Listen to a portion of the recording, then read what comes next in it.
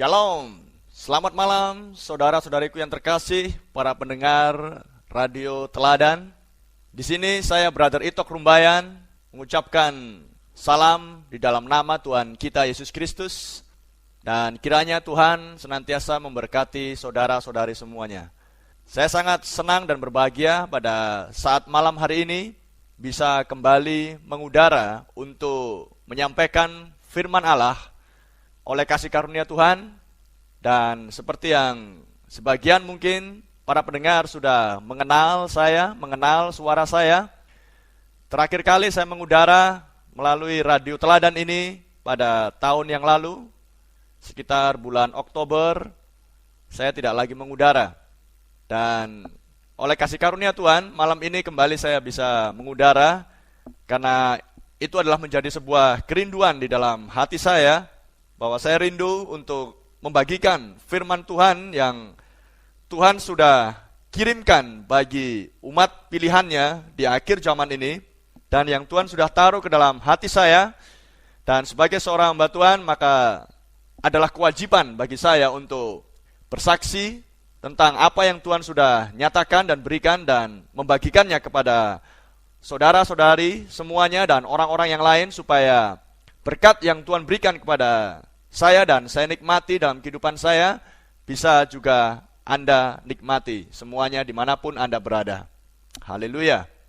Dan saya berterima kasih juga kepada Bang Robert Sitompul, sehingga bisa menolong untuk kami bisa menyiar kembali di Radio Teladan ini. Haleluya.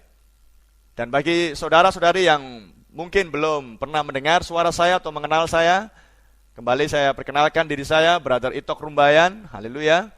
Dan saya akan mulai menyiar, membagikan firman Tuhan melalui Radio Teladan ini mulai dari tanggal 1 November 2009 sampai dengan sekitar bulan April akhir tahun 2010, selama 6 bulan.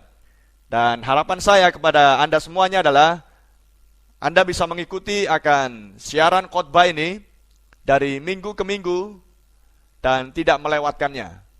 Karena apa yang saya sampaikan, seperti yang sudah disampaikan pada tahun yang lalu, adalah sebuah khotbah yang berangkai atau pengajaran yang berangkai, di mana setiap minggu demi minggu itu adalah sebuah kesinambungan, kelanjutan dari satu subjek ke subjek yang lain.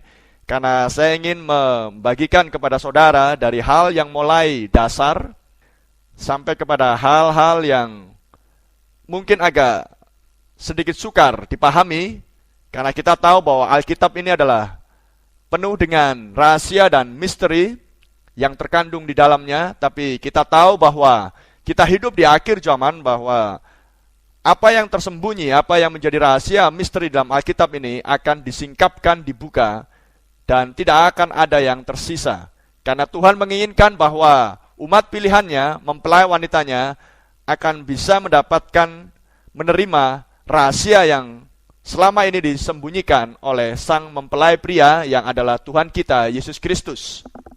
Haleluya. Itulah sebabnya selama 6 bulan ini saya akan oleh kasih karunia Tuhan membagikan kepada saudara hal-hal yang dasar, dan saya tidak ingin saudara melewatkan satu minggu sedikit pun, sehingga saudara akan bisa mendapatkan gambaran yang utuh dari apa yang Tuhan sudah dan sedang kerjakan di akhir zaman ini, dan yang Tuhan sudah nyatakan kepada orang-orangnya, dan saya adalah bagian dari orang-orangnya, di mana saya percaya dan yakin bahwa di akhir zaman ini, di mana sebelum Kristus datang yang kedua, maka Tuhan memberikan kepada umatnya, kepada mempelai wanitanya, kepada orang-orang pilihannya, sebuah pesan yang mendesak, yang sangat urgent, untuk mempelai wanitanya, orang-orang pilihannya harus dengar, supaya mereka benar-benar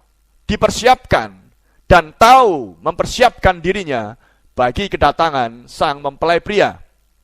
Haleluya. Itulah sebabnya apa yang hendak saya sampaikan selama kurun waktu 3-6 bulan ke depan, saya mau katakan kepada Anda semuanya bahwa ini adalah bukan pesan yang datang dari diri saya secara pribadi, pesan yang datang dari kelompok saya secara pribadi, tapi ini adalah pesan yang datang dari Tuhan, yang Tuhan sudah nyatakan selama sekian puluh tahun lamanya kepada seluruh dunia, dan saya adalah bagian daripada orang-orang yang menerima pesan itu dari yang ada di seluruh dunia, dan yang memperoleh kesempatan untuk bisa menyiarkannya dengan jangkauan yang lebih luas, yaitu melalui penyiaran di radio ini.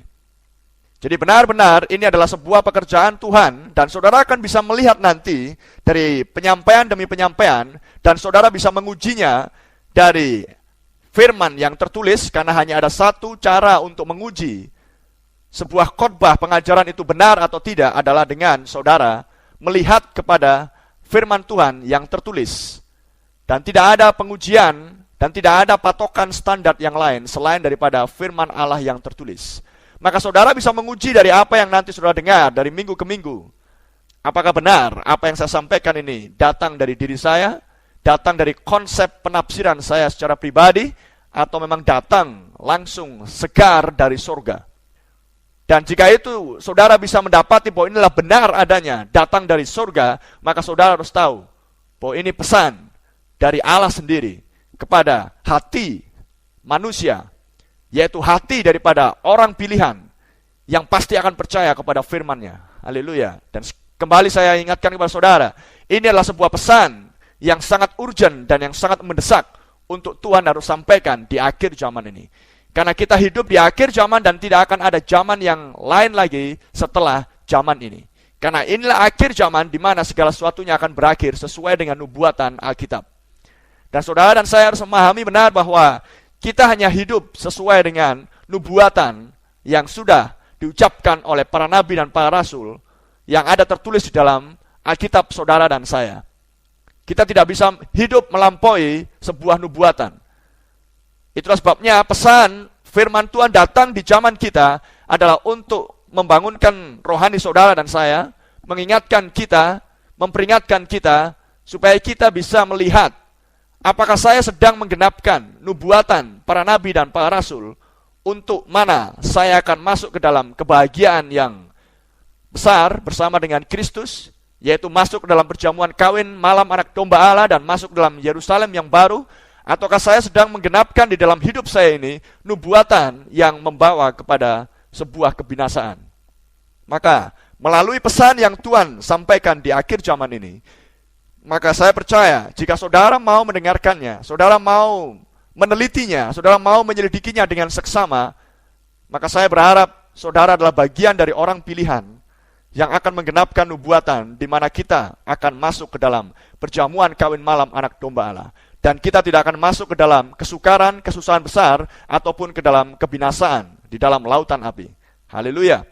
Dan saya percaya bahwa saya sedang berbicara kepada umat pilihan Tuhan yang tersebar sejauh jangkauan daripada penyiaran radio teladan.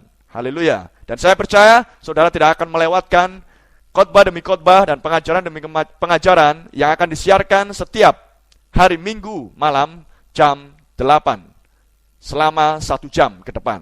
Haleluya.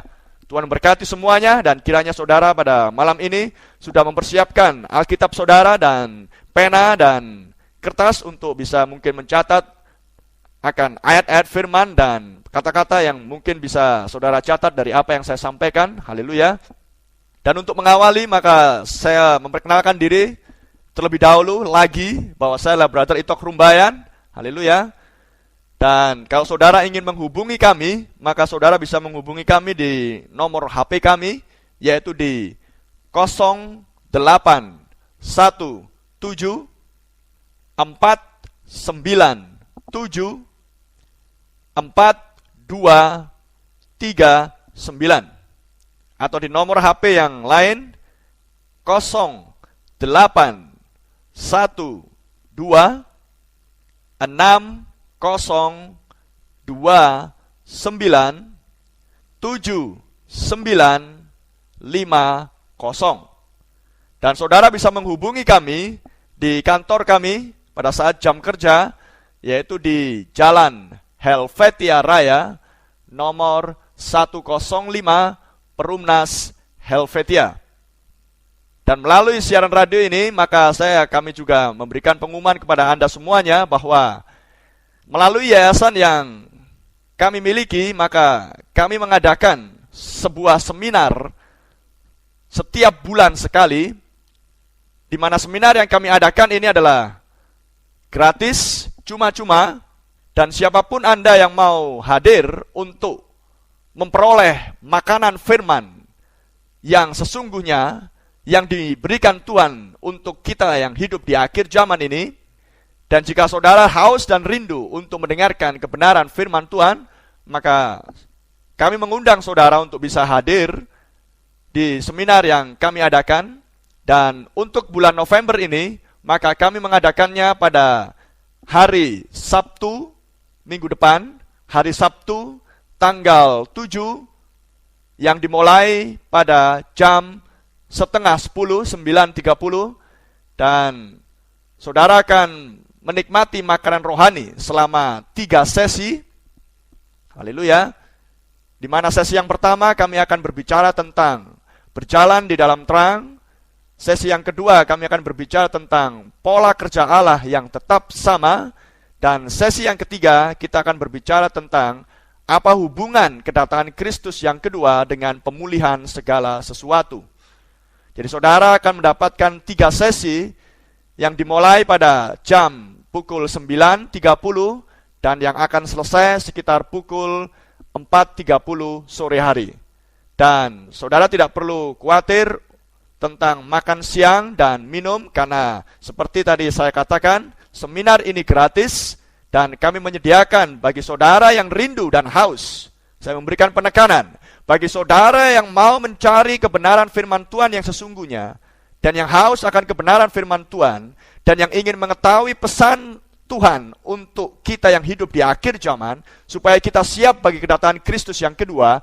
Maka saya mengundang Anda, dan saudara tidak perlu berpikir tentang makan siang dan minum dan seterusnya, karena kami akan menyediakannya di dalam acara seminar yang kami adakan tersebut. Ingat, hari Sabtu tanggal 7 November 2009 dimulai pada pukul 9.30. Yang akan diadakan di Jalan Helvetia Raya nomor 105 Perumnas Helvetia Medan, tepatnya di kantor kami. Haleluya, puji Tuhan. Saudara bisa menghubungi kami di nomor HP kami. Saudara bisa datang langsung ke kantor kami di Jalan Helvetia Raya nomor 105 Perumnas Helvetia. Baik, itu adalah sedikit latar belakang kami dan perkenalan saya kepada Anda semuanya, baik yang sudah mengenal, dan saya rindu kepada Anda semua yang sudah mengenal saya. Kiranya Tuhan Yesus memberkati Anda semuanya. Dan bagi saudara yang masih baru, yang baru mendengar suara saya, dan bagi saudara yang sudah mengenal saya di luar siaran radio, kiranya Tuhan Yesus memberkati Anda semuanya. Dan mungkin ada hamba-hamba Tuhan yang juga mendengar siaran radio ini, siaran khotbah ini, kiranya Tuhan Yesus memberkati pelayanan saudara-saudari semuanya. Haleluya. Baik, segera kita akan masuk ke dalam pemberitaan firman Tuhan pada saat malam ini. Dan saya mengundang Anda semuanya untuk membuka Alkitab Anda. Jika saudara tidak keberatan, kita akan membukanya di 1 Korintus pasal yang ketiga, dari ayat 10 sampai dengan ayat 17. Dan saya akan memberikan tema khotbah pada malam ini dengan judul Firman Allah adalah pondasi atau dasar yang benar, yang sesungguhnya. Haleluya. Alasan kenapa saya berbicara tentang bahwa firman Allah adalah pondasi atau dasar yang sesungguhnya, yang benar, yang kokoh dan teguh, adalah karena saya mendapati dan melihat sendiri, mendengar sendiri dengan telinga saya, bahwa banyak sekali orang-orang yang mengklaim dirinya Kristen, mengklaim dirinya percaya kepada Yesus anak Allah, yang mengklaim dirinya percaya kepada Tuhan Yesus Kristus, yang mengklaim dirinya sebagai hamba-hamba Tuhan. Tapi saya mendapati bahwa mereka tidak mau sepenuhnya percaya kepada apa yang tertulis di dalam Alkitab saudara dan saya yang sedang kita pegang ini. Saya sedih melihat kenyataan dan fakta tersebut, karena mereka lebih percaya kepada hasil analisa pikiran mereka. Mereka lebih percaya kepada kemampuan otak mereka untuk mengotak-atik akan firman Tuhan. Mereka lebih percaya kepada hal-hal penalaran logika manusia. Sedangkan kita tahu bahwa Alkitab ini dituliskan atas dorongan Roh Kudus. Dan mereka yang menuliskan diurapi oleh Roh Kudus. Dan tidak sesaat pun para penulis ini menuliskan sesuatu yang salah. Karena Roh Kudus tidak akan mungkin salah. Dan jika Roh Kudus adalah yang awal dan yang akhir, maka Roh Kudus adalah seorang yang mendorong orang-orang yang diurapi untuk menuliskan Alkitab. Maka Roh Kudus juga, saya percaya dan sangat percaya, Roh Kudus juga yang mengurapi mereka yang menerjemahkan Alkitab ini dari bahasa Ibrani, dari bahasa Yunani ke dalam bahasa masing-masing di setiap suku bangsa yang ada di bawah kolong langit ini. Dan saya percaya jika itu adalah pekerjaan Roh Kudus, maka tidak ada kesalahan di situ.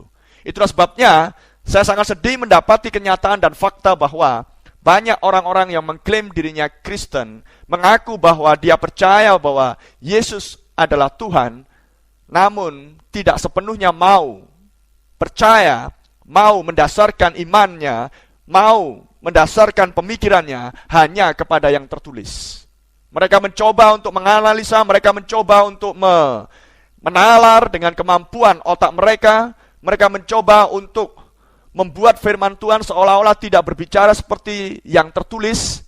Oh saudara, saya sangat sedih melihat kenyataan seperti itu. Itulah sebabnya itu mendorong saya untuk berbicara tentang bahwa firman Tuhan yang tertulis, yang saudara pegang dan saya pegang pada saat ini, yaitu Alkitab, adalah pondasi atau dasar yang benar, yang sesungguhnya.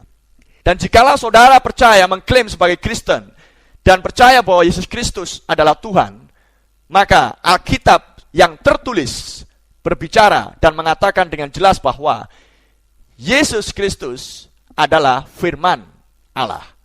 Amin.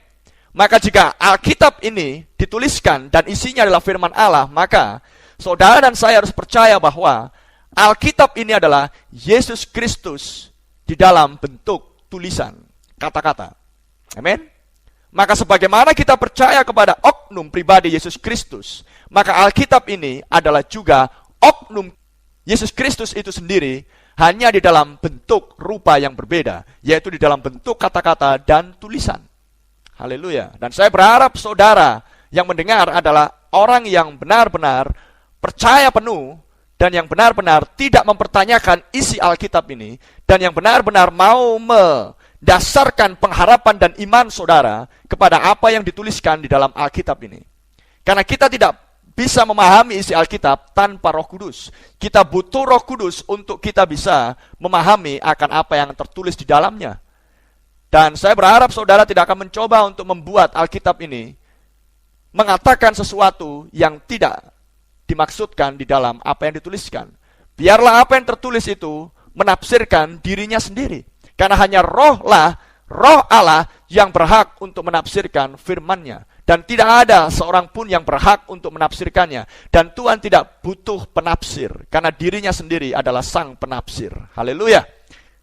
Saya berharap dari sedikit saya sampaikan sudah membuka wawasan saudara, pandangan saudara. Dan sekarang kita akan masuk untuk membaca firman Tuhan ini yang diambil dari 1 Korintus pasal yang ketiga ayat 10 sampai 17. Haleluya.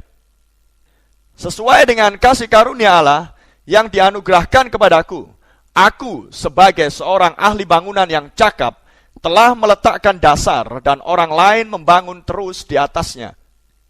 Tetapi tiap-tiap orang harus memperhatikan bagaimana ia harus membangun di atasnya. Karena tidak ada seorang pun yang dapat meletakkan dasar lain daripada dasar yang telah diletakkan, yaitu Yesus Kristus. Entahkah orang membangun di atas dasar ini dengan emas, perak, batu permata, kayu, rumput kering, atau jerami, sekali kelak pekerjaan masing-masing orang akan nampak. Sekali kelak pekerjaan masing-masing orang akan nampak. Karena hari Tuhan akan menyatakannya. Sebab ia akan nampak dengan api, dan bagaimana pekerjaan masing-masing orang akan diuji oleh api itu. Jika pekerjaan yang dibangun seseorang tahan uji, ia akan mendapat upah. Jika pekerjaannya terbakar, ia akan menderita kerugian. tetapi ia sendiri akan diselamatkan, tetapi seperti dari dalam api. Tidak tahukah kamu bahwa kamu adalah bait Allah, dan bahwa Roh Allah diam di dalam kamu? Jika ada orang yang membinasakan bait Allah, maka Allah akan membinasakan dia. Sebab bait Allah adalah kudus, dan bait Allah itu ialah kamu. Haleluya. Mari kita tundukkan kepala dan hati kita. Kita berdoa dan menghampiri Tuhan yang adalah penulis firman ini sendiri. Bapa di surga, Tuhan, ini adalah malam pertama, malam perdana, di mana kembali hamba-Mu bisa menyiarkan firman-Mu, membagikan pesan di akhir zaman ini kepada para pendengar dimanapun mereka berada pada saat ini. Tuhan, kiranya Engkau memberkati usaha-usahaku untuk menyampaikan, memberitakan, mengkhotbahkan akan pesan di akhir zaman ini, di mana pesan di akhir zaman ini adalah Engkau nyatakan dan berikan spesial khusus kepada umat pilihan-Mu mempelai wanita. Tuhan, kiranya mereka yang mendengar pada saat ini adalah milik kepunyaan-Mu, Tuhan. Dan mereka akan percaya kepada firman-Mu sepenuhnya, dan dengan demikian Roh-Mu akan menuntun mereka untuk sampai kepada seluruh kebenaran, sebagaimana Engkau menjanjikan apa yang akan dilakukan oleh Roh Kudus jika Roh Kudus datang. Terima kasih Tuhan, kami serahkan pemberitaan firman-Mu pada malam hari ini. Urapi hamba-Mu, urapi para pendengar dimanapun mereka berada. Tuhan, kami serahkan pemberitaan firman-Mu dalam pimpinan Roh-Mu, di dalam nama Tuhan Yesus Kristus kami mohonkan dan berdoa. Amin. Haleluya. Kita sudah mendengar apa yang dikatakan oleh Rasul besar Paulus, dan saudara dan saya sebagai pembaca Alkitab tahu persis di dalam Alkitab bahwa Tuhanlah yang memilih Rasul Paulus untuk menjadi rasul bagi bangsa di luar Israel, atau dengan bahasa yang lain, bagi bangsa kafir. Bangsa kafir adalah bangsa yang di luar Israel. Indonesia, Amerika, Australia, Filipina, India, Arab, Finlandia, dan seterusnya, mereka adalah bangsa-bangsa kafir. Bangsa kafir berarti adalah bangsa penyembah berhala.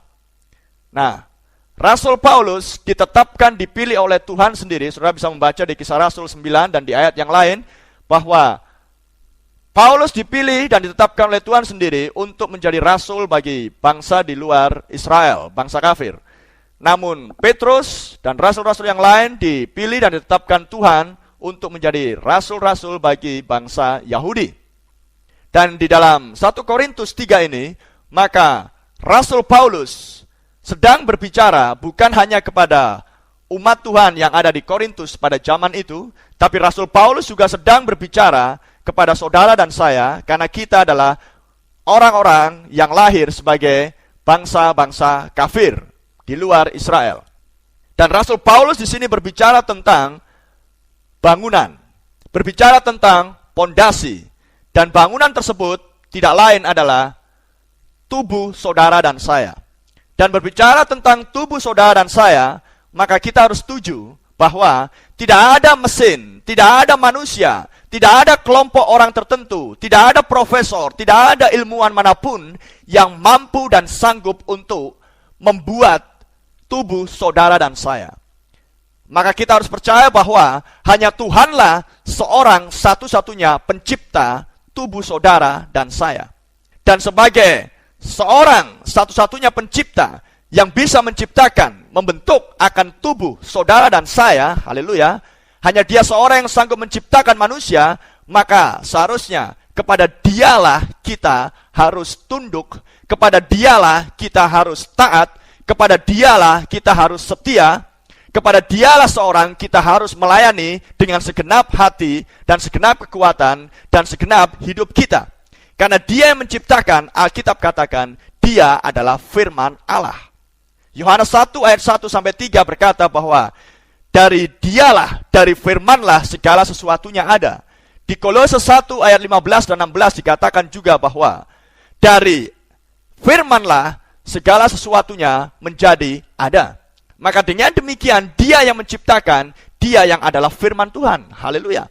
Maka jika kita adalah ciptaan dia, dan Rasul Paulus berbicara bahwa tubuh kita adalah bait sucinya Allah yang adalah firman, maka kita harus menyadari dan kita harus merendahkan hati dan kita harus memperhatikan bagaimana cara kita membangun akan bangunan bait sucinya Allah tersebut. Haleluya. Kenapa Tuhan sedang berbicara tentang membangun bait sucinya ini, yang adalah tubuh saudara dan saya? Karena kita sudah jatuh ke dalam dosa. Semenjak manusia yang pertama jatuh ke dalam dosa, maka manusia yang lain sudah jatuh ke dalam dosa. Dan Tuhan melihat kejatuhan itu, dan Tuhan bukan mau membinasakan manusia. Tapi Tuhan ingin membangun kembali, membangun ulang apa yang sudah jatuh tersebut. Itulah sebabnya Rasul Paulus berbicara tentang membangun sebuah bangunan. Dan tidak ada bangunan manapun yang ada di muka bumi ini, yang terletak di atas tanah, yang tidak dibangun di atas sebuah pondasi atau dasar. Haleluya. Karena pondasi atau dasar adalah bagian dari gedung, atau bagian dari menara, atau bagian dari bangunan, atau bagian dari rumah tersebut. Dan posisi letak daripada pondasi adalah yang paling bawah dari sebuah bangunan. Amen. Haleluya. Maka kita dari pembacaan ayat firman ini menyadari bahwa Rasul Paulus berbicara tentang bangunan bait suci Allah yang adalah tubuh manusia ini, di mana Allah ingin diam di dalamnya.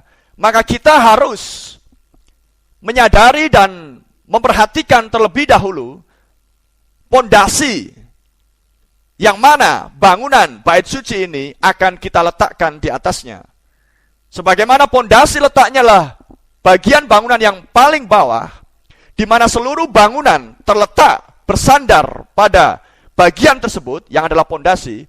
Maka sebelum kita meletakkan batu bata di atas pondasi tersebut, maka kita harus memperhatikan terlebih dahulu, memastikan terlebih dahulu, apakah kita sudah berdiri di atas pondasi yang benar atau belum.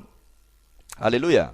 Karena jika kita sebagai rumah Allah, karena jika kita adalah sebuah bangunannya Allah, tidak berdiri di atas pondasi yang benar, maka bangunan tersebut akan mudah rubuh. Bangunan tersebut akan mudah goyah dan akan mudah roboh pada saat ujian datang. Pada saat penderitaan datang. Pada saat pergumulan dan permasalahan datang. Haleluya. Saudara memahami? Karena di Mazmur 127 dikatakan di ayat yang pertama, Mazmur 127 ayat yang pertama dikatakan di sana, jikalau bukan Tuhan yang membangun rumah, sia-sialah usaha orang yang membangunnya. Jikalau bukan Tuhan yang mengawal kota, sia-sialah pengawal berjaga-jaga. Jadi saudara bisa melihat dari apa yang dikatakan oleh pemazmur, maka kita melihat bahwa jika bukan Tuhan yang membangun rumah, maka sia-sialah orang yang membangun rumah. Dan jika tubuh saudara dan tubuh saya adalah dikatakan oleh Rasul Paulus sebagai bait suci atau rumah atau bangunan Allah, di mana roh Allah akan diam di dalam rumah tersebut, maka hendaklah saudara dan saya percaya bahwa hanya roh Allah yang akan sanggup untuk mendirikan bangunan bait suci tubuh kita ini. Maka dengan demikian, apa yang Tuhan inginkan dari kita adalah penyerahan hidup kita sepenuhnya, penyerahan total tubuh kita sepenuhnya.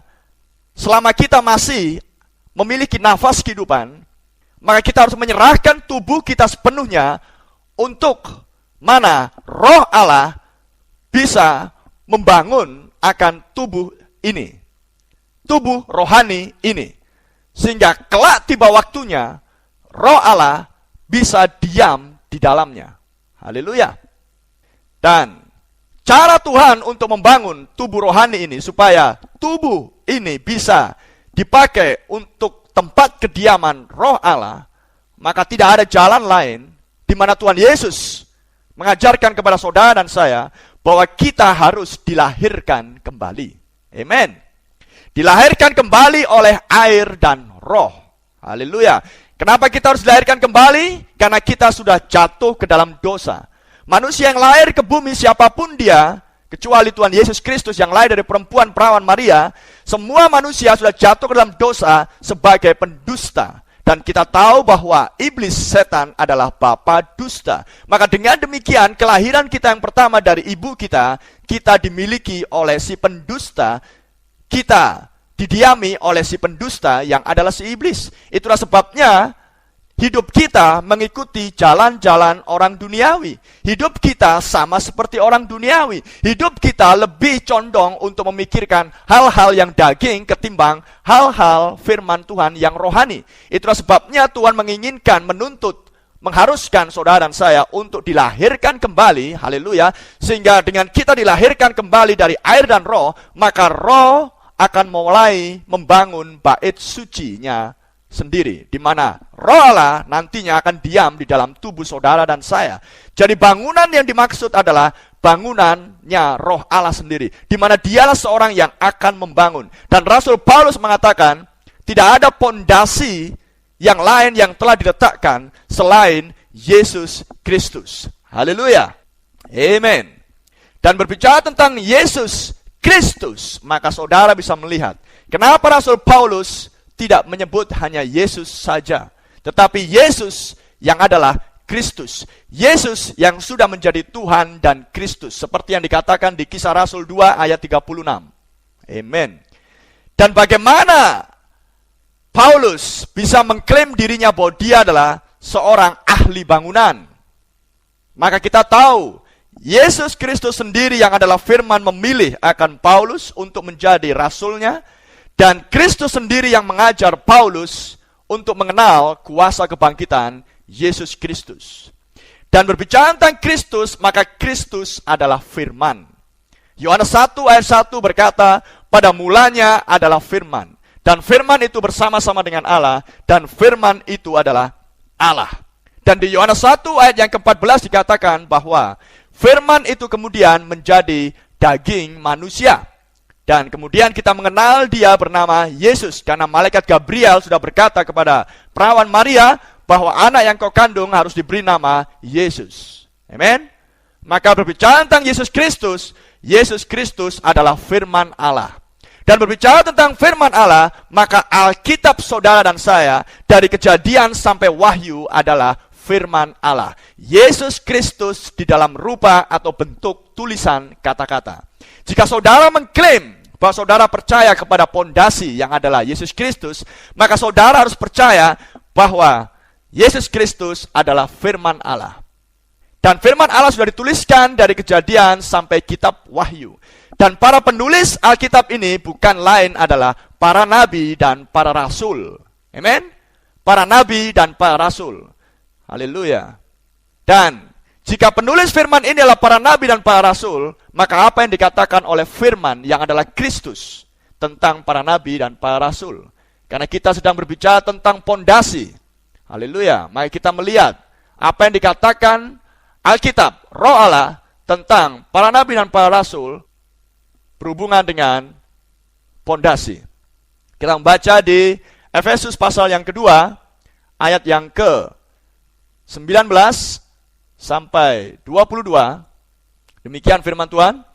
Demikianlah kamu bukan lagi orang asing dan pendatang, melainkan kawan sewarga dari orang-orang kudus dan anggota-anggota keluarga Allah, yang dibangun di atas dasar para rasul dan para nabi, dengan Kristus Yesus sebagai batu penjuru.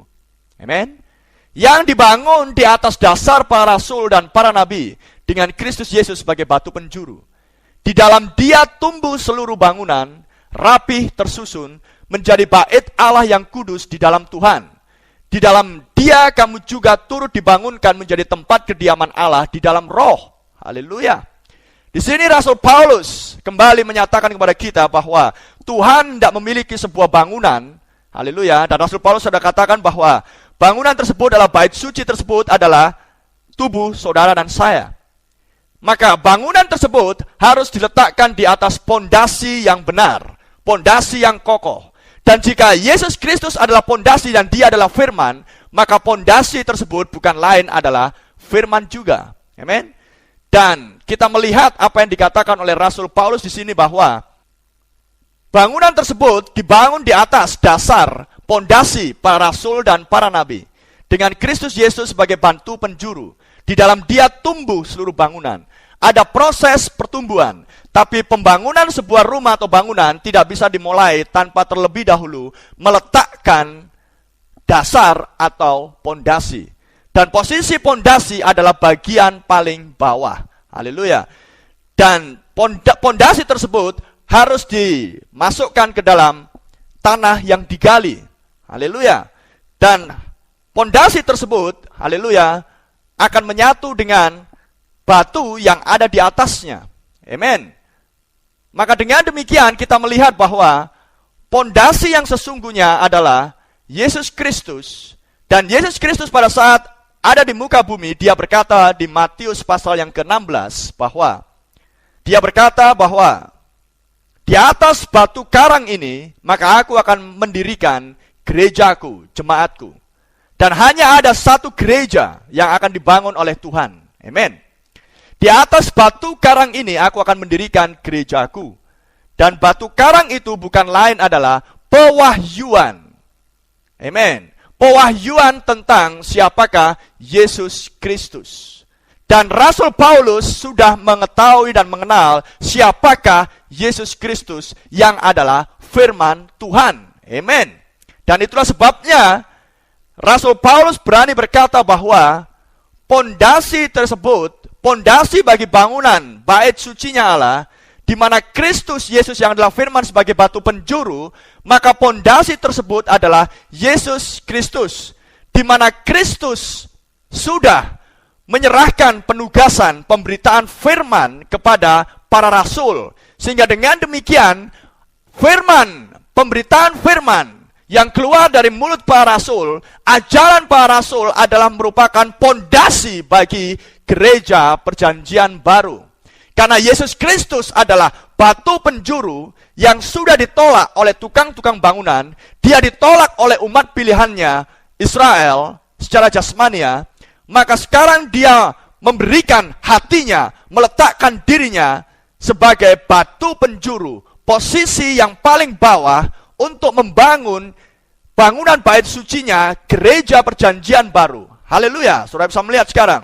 Yesus Kristus yang adalah batu penjuru bagi perjanjian lama, batu penjuru yang datang kepada umat pilihan, yaitu adalah Israel secara jasmani, haleluya, di mana para nabi sudah bernubuat, para nabi sudah memberitakan tentang akan datangnya batu penjuru yang adalah Yesus Kristus, tapi Kristus ditolak, Kristus disalibkan, maka Kristus memberikan hidupnya, Kristus memberikan hatinya untuk menjadi pondasi, haleluya, bagi pembangunan gereja perjanjian baru. Dan sebagai pondasi maka Dia mempercayakan pemberitaan tentang Yesus Kristus kepada para rasul, para murid yang Dia pilih sendiri dan yang sudah Dia tahbiskan sendiri. Amen. Haleluya.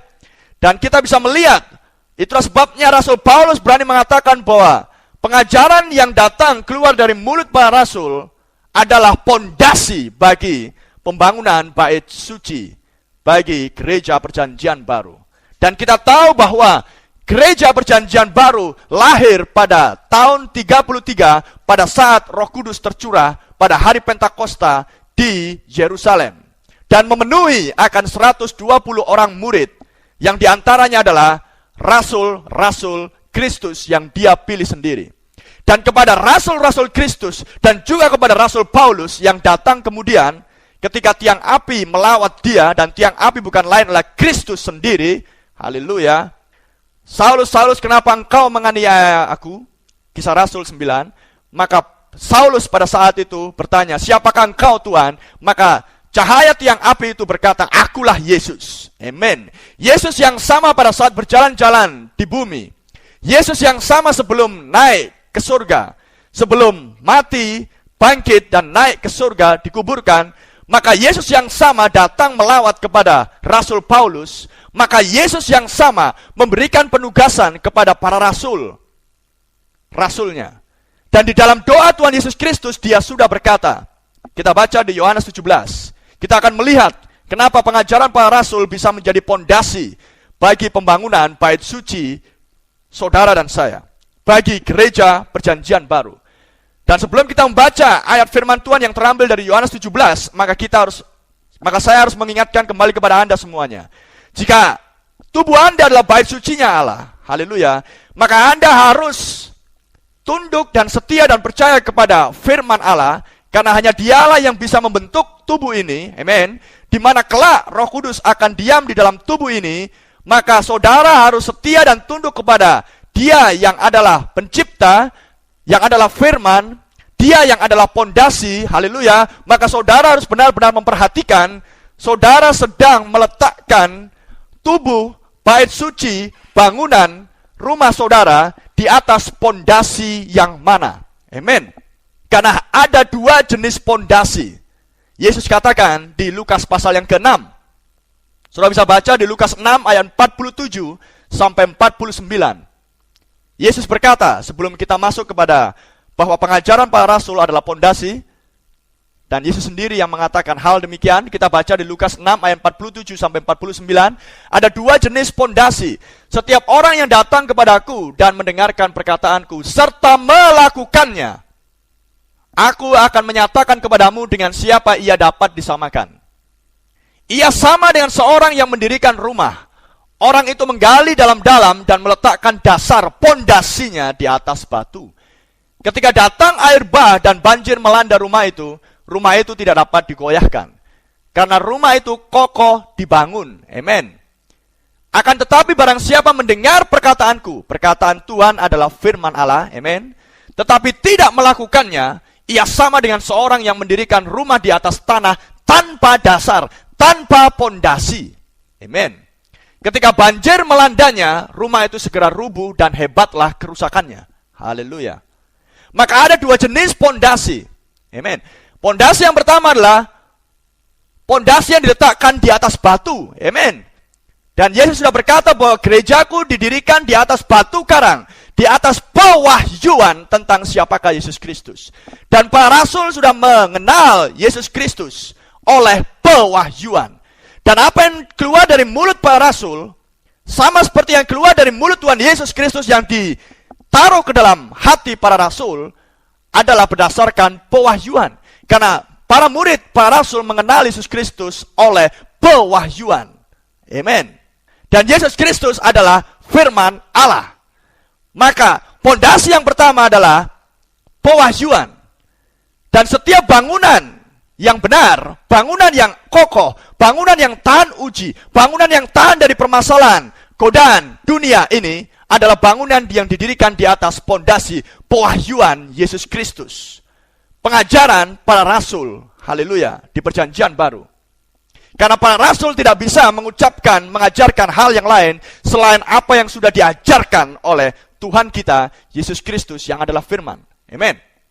Dan pondasi yang lain adalah pondasi yang diletakkan, rumah yang diletakkan di atas pondasi pasir yang bergerak.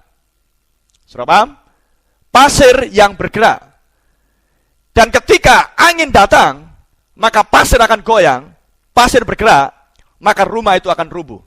Ketika permasalahan datang dalam hidup saudara, ketika ujian datang dalam hidup saudara, ketika pergumulan datang dalam hidup saudara, ketika badai datang dalam hidup saudara, maka rumah saudara, bangunan saudara tidak akan tahan uji. Haleluya. Dan bangunan yang diletakkan di atas pasir yang bergerak, sama seperti yang dikatakan di kitab Wahyu. Mari kita buka di kitab Wahyu. Wahyu 17 ayat yang ke-8. Adapun binatang yang telah kau lihat itu telah ada. Wahyu 17 ayat 8. Namun tidak ada. Ia akan muncul dari jurang maut. Dalam bahasa Inggrisnya adalah the bottomless pit, artinya adalah jurang tanpa dasar, lobang tanpa pondasi, dan ia menuju kepada kebinasaan. Dan mereka yang diam di bumi, yaitu mereka yang tidak tertulis dalam kitab kehidupan sejak dunia dijadikan, akan heran apabila mereka melihat bahwa binatang itu telah ada namun tidak ada dan akan muncul lagi. Wahyu 17 ayat 8 dan di Wahyu yang lain sudah jelas mengatakan bahwa ada binatang, dan itu adalah gambaran daripada si iblis. Ada binatang yang keluar dari dasar atau lubang tanpa pondasi, dan ia menuju kepada kebinasaan. Dan tadi sudah saya katakan kepada Anda semuanya, melalui kelahiran kita yang pertama, dari ibu kita, lahir oleh karena hawa nafsu, seperti yang dikatakan di Yohanes 1, maka kita sudah terlahir sebagai seorang pendusta di atas muka bumi ini. Dan Yesus katakan di Yohanes pasal yang ke-8 bahwa iblis setan adalah bapa dusta. Maka dengan demikian, jika kita belum dilahirkan kembali oleh roh, dan kita mencoba untuk membangun rumah kita, rumah bait suci ini, untuk menjadi tempat kediaman Allah, tanpa kelahiran kembali, maka kita akan membangun di atas pasir yang bergerak, alias di atas pondasi dusta. Amen? Dengan kata lain, membangun di atas dasar perkataan iblis yang adalah dusta. Dan jika saudara mau menyelidiki lebih dalam lagi dalam Alkitab, maka iblis dari sejak awal mulanya, dia berada di surga, dia jatuh ke Taman Eden. Iblis yang sama yang jatuh dari surga, iblis yang sama turun ke Taman Eden. Iblis yang sama selalu memakai ayat firman Tuhan, mengutip firman Tuhan. Iblis yang sama datang kepada Tuhan Yesus mengutip firman Tuhan. Iblis yang sama di setiap zaman sampai dengan akhir zaman selalu mengutip firman Tuhan. Itulah sebabnya Rasul Yakobus berkata bahwa iblis juga percaya firman Tuhan, iblis juga percaya Allah karena Allah adalah firman, tapi iblis gentar, gemetar. Dengan kata lain, iblis tidak mau mengikuti apa yang dikatakan firman Allah. Maka jelas dikatakan di sini, jika kita membangun di atas sebuah pondasi dusta, pasir yang bergerak, kita mengklaim Kristen, maka suatu hari kelak, bangunan tersebut tidak akan tahan uji. Saudara akan rubuh. Kepercayaan saudara akan runtuh ketika problem ujian datang. Tapi jika saudara membangun bangunan bait suci ini di atas pondasi pengajaran para rasul, pewahyuan tentang siapakah Yesus Kristus, maka badai, cobaan, ujian, tantangan apapun yang melanda dalam hidup kita tidak akan sanggup memisahkan kita dari Kristus Yesus. Tidak akan membuat bangunan kita menjadi roboh. Amin. Karena yang membangun bukan saudara dan saya, yang membangun adalah Roh Allah sendiri melalui kelahiran kembali. Amin. Karena sia-sialah orang yang membangun rumah jika bukan Tuhan yang membangunnya. Haleluya. Dan kita tahu bahwa dusta iblis selalu bersembunyi di balik firman Tuhan dengan mencoba menalar dan menafsirkan firman yang tertulis menurut maunya sendiri. Oh, saudara dan yang terkasih, jangan coba-coba untuk menafsirkan firman Tuhan. Karena firman Tuhan tidak perlu ditafsirkan oleh siapapun. Karena Tuhan tidak butuh penafsir. Karena Tuhanlah sang penafsir oleh Roh Kudusnya. Amen. Karena Rasul Petrus katakan bahwa mereka menulis firman Tuhan ini bukan dorongan dirinya mereka sendiri. Orang bernubuat bukan atas dorongan dirinya sendiri, tapi Roh Kudus yang mengerjakannya. Amen. Haleluya. Itulah sebabnya saudara, jangan saudara mendasarkan iman saudara hanya karena saya seorang yang pandai, saya seorang yang berpendidikan, saya seorang ilmuwan, saya seorang profesor, saya seorang sarjana. Oh saudara, bangunan bait suci saudara akan runtuh suatu hari kelak ketika ujian datang. Tapi jika kita mengatakan kepada Tuhan, sayalah seorang yang sederhana Tuhan, saya seorang yang tidak tahu menahu tentang apapun yang kau katakan, tapi saya percaya bahwa firman-Mu adalah benar. Amin. Maka Roh akan menolong saudara, maka Roh yang akan membangun saudara, Roh yang akan membentuk saudara, Roh yang akan membangun bait suci ini, sehingga suatu hari kelak Roh Kudus akan diam di dalam hati saudara dan saya. Dan kita mengklaim bahwa tubuh saya adalah bait suci. Dan jika bait suci, tubuh ini adalah bait sucinya Allah, maka akan terlihat di dalam kehidupan saudara dan saya. Akan terlihat di dalam cara saudara berkata-kata, akan terlihat di dalam cara saudara berpikir tentang firman Tuhan, akan terlihat di dalam tindak tanduk saudara, tingkah laku, perilaku, sifat saudara, perangai saudara, watak saudara, bahwa semuanya hanya memuliakan Kristus jika Roh Allah yang membangunnya. Karena Yesus berkata, dari buahnya lah kamu akan mengenal siapa mereka. Haleluya. Kembali kita kepada apa yang dikatakan Tuhan Yesus di Yohanes 17. Amen. Apa yang mendasari sehingga para rasul menjadi pondasi bagi pembangunan gereja perjanjian baru? Kita melihat di Yohanes pasal yang ke-17. Ini adalah doa Tuhan Yesus Kristus sendiri. Jika saudara percaya bahwa Yesus Kristus adalah firman Tuhan, maka saudara harus percaya bahwa apa yang dikatakan adalah firman Tuhan. Dan firman Tuhan adalah ya dan amin. Alkitab katakan, Yesus katakan sendiri di Matius pasal yang ke-24, langit dan bumi akan berlalu, tapi firmanku akan tetap selamanya. Haleluya. Yohanes 17 ayat yang ke-16. Mereka bukan dari dunia, sama seperti aku bukan dari dunia. Siapa mereka? Yesus sedang berdoa bagi para murid, rasul-rasulnya yang dia pilih sendiri. Dan Yudas Iskariot digantikan posisinya oleh Rasul Paulus. Karena Yudas Iskariot adalah iblis. Dan dikatakan di sini, mereka bukan dari dunia. Sama seperti aku bukan dari dunia. Haleluya, amen. Yesus Kristus firman itu bukan dari dunia. Dia datang dari atas. Maka para rasul juga datang dari atas. Itulah sebabnya para rasul tidak bisa mengajarkan, mengkhotbahkan sesuatu yang lain selain apa yang sudah Kristus katakan. Dan perkataan para rasul adalah perkataan Kristus sendiri. Dan jika saudara percaya bahwa Kristus adalah Tuhan saudara, Kristus adalah firman, maka saudara pun harus percaya bahwa apa yang dikatakan para rasul adalah Kristus sendiri. Ayat 17, kuduskanlah mereka dalam kebenaran, firman-Mu adalah kebenaran. Sama seperti Engkau telah mengutus aku ke dalam dunia, demikian pula aku telah mengutus mereka ke dalam dunia. Dan aku menguduskan diriku bagi mereka supaya mereka pun dikuduskan dalam kebenaran. Dan bukan untuk mereka ini saja aku berdoa. Bukan untuk para rasul saja Tuhan Yesus berdoa. Haleluya. Tetapi juga untuk orang-orang yang percaya kepadaku, kepada firman. Amin. Oleh pemberitaan mereka. Oleh pemberitaan para rasul. Haleluya. Dan para rasul sudah tiada. Para rasul sudah tidak bersama-sama dengan kita. Tapi tulisan para rasul ada di dalam Alkitab saudara dan saya. Amin. Ayat 21. Supaya mereka semua menjadi satu. Sama seperti Engkau ya Bapa di dalam aku, di dalam firman. Dan aku di dalam Engkau. Haleluya. Agar mereka juga di dalam kita. Supaya dunia percaya bahwa Engkaulah yang telah mengutus aku. Supaya dunia percaya bahwa Engkaulah yang telah mengutus aku. Dan sebagaimana Tuhan diutus oleh Bapa yang di surga, maka sekarang Tuhan mengutus murid-muridnya sendiri. Amin. Dan jika Tuhan mengutus, apakah Tuhan tidak akan memberikan pesan kepada murid-muridnya? Pesan datang dari Tuhan sendiri. Diberikan kepada murid-muridnya. Dan pengajaran para rasul menjadi pondasi bagi bangunan bait suci gereja perjanjian baru. Dan Yesus sendiri berkata, tetapi juga untuk orang-orang yang percaya kepadaku oleh pemberitaan mereka.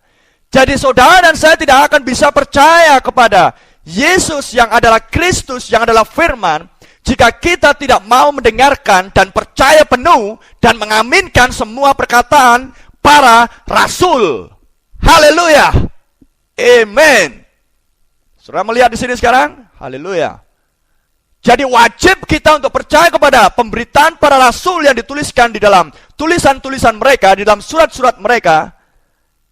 Maka dengan kita percaya kepada apa yang diberitakan para rasul, maka kita percaya bahwa Yesus adalah Kristus Tuhan kita. Maka dengan demikian, kita sedang membangun, meletakkan bangunan bait suci tubuh ini di atas pondasi yang benar. Haleluya. Amen. Tidakkah saudara melihat bahwa saudara dan saya pun ada menjadi bagian di dalam doa Tuhan Yesus? Haleluya. Dan Yesus adalah firman. Dan mungkinkah doa Yesus yang adalah firman gagal? Sebagaimana firman tidak pernah gagal? Amen. Maka dengan demikian saya bisa melihat nama saya di dalam doa Tuhan Yesus. Haleluya. Ada sebuah pujian di dalam lagu rohani Kristen. Di dalam doa ibuku aku disebut. Tapi saya percaya doa ibu bisa gagal. Doa bapak bisa gagal. Doa pendeta bisa gagal. Doa siapapun bisa gagal. Tapi doa Yesus Kristus yang adalah firman tidak akan bisa gagal. Sebagaimana firman tidak bisa gagal. Haleluya. Dan jika doa Yesus tidak gagal, maka amen, di akhir zaman ini pun Yesus akan mendapati doanya digenapi. Di mana dia akan mendapati sekelompok orang yang akan percaya penuh kepada pemberitaan para rasul dan yang tidak akan mempertanyakan keabsahan pemberitaan para rasul dan yang akan berkata apapun yang dikatakan para rasul adalah ya dan amin. Ya haleluya. Karena di zaman ini Tuhan mendapati banyak kritikus, banyak orang yang mencoba untuk menafsirkan firman seenaknya sendiri dan berkata, itu kan teologianya Petrus, itu kan teologianya Paulus. Mereka mencoba untuk membuat perbedaan perkataan Yesus dan perkataan para rasul. Tapi dari ayat firman yang sederhana ini, saya tidak punya waktu panjang, kita akan lanjutkan minggu depan. Dari ayat firman ini sudah jelas kita melihat bahwa apapun yang diucapkan oleh para rasul adalah perkataan Yesus Kristus sendiri. Karena Kristus, setelah dia naik ke surga, maka dia berubah-ubah di dalam rohnya, dan rohnya, dirinya diam di dalam para rasul. Amen. Maka dengan demikian, pondasi yang benar bagi bangunan bait suci adalah pondasi pengajaran para rasul, di mana Yesus Kristus yang diberitakan oleh para rasul. Haleluya. Dan jika saudara ingin membangun rumah saudara dengan benar, letakkan batu bata saudara di atas pondasi yang sudah diletakkan, yang adalah Yesus Kristus. Puji nama Tuhan. Haleluya. Kita akan akhiri untuk sementara waktu pada malam ini, di mana kita sudah berbicara tentang firman Allah adalah pondasi yang sesungguhnya. Dan bagi saya, firman Allah yang tertulis ini adalah sebuah yang absolut, yang mutlak, di mana kita tidak bisa mempertanyakan, dan saya pun tidak akan mempertanyakan kebenaran isi Alkitab yang kita pegang saat ini. Karena saya percaya bahwa roh yang menuliskannya lewat tangan-tangan yang diurapi, maka roh juga yang akan menafsirkan apa yang sudah dia tuliskan sendiri. Roh Allah tidak perlu penafsir yang lain. Allah tidak memerlukan penafsir yang lain, karena dialah penafsir itu sendiri. Haleluya. Itu sebabnya saudara, saya berharap bahwa saudara yang mendengarkan pada malam ini benar-benar menaruh kepercayaan yang penuh. Apa yang dikatakan Alkitab dari Kejadian sampai Wahyu adalah ya dan amin. Haleluya. Amin. Kiranya Tuhan Yesus memberkati Anda semuanya dimanapun Anda berada. Haleluya. Mari kita tundukkan kepala dan hati kita. Bapa di surga, hamba sudah selesai menyampaikan firman-Mu pada sesi yang pertama tentang firman Allah adalah pondasi yang sesungguhnya, yang kokoh dan kuat. Tuhan, hamba akan melanjutkan kembali pada minggu ke depan. Saya berharap dan berdoa Tuhan, kiranya para pendengar dimanapun mereka berada, mereka akan benar-benar bisa melihat dan memastikan bahwa mereka mengklaim Kristen, mereka mengklaim bahwa tubuh mereka adalah bait suci, maka mereka juga harus memastikan terlebih dahulu bahwa mereka meletakkan bangunan itu di atas pondasi yang benar, yaitu di atas pengajaran para rasul. Sebagian para rasul mengenal Engkau oleh pewahyuan. Dan Yesus Kristus di Matius 16 berkata bahwa di atas batu karang ini, di atas pewahyuan ini aku akan mendirikan gerejaku. Haleluya. Terima kasih banyak Tuhan Yesus. Kami serahkan, hamba serahkan akan para pendengar, saudara-saudariku yang terkasih dimanapun mereka berada, ke dalam pimpinan dan pemeliharaan Roh Kudus-Mu sampai kami diperjumpakan minggu yang ke depan di dalam acara yang sama. Terpujilah Engkau, di dalam nama Yesus Kristus, hamba mohonkan berdoa. Haleluya. Brother Itok Rumbayan mengucapkan selamat malam dan jangan lupa menghubungi kami di nomor HP 0817497429 atau di nomor HP yang lain 081260297950. Haleluya.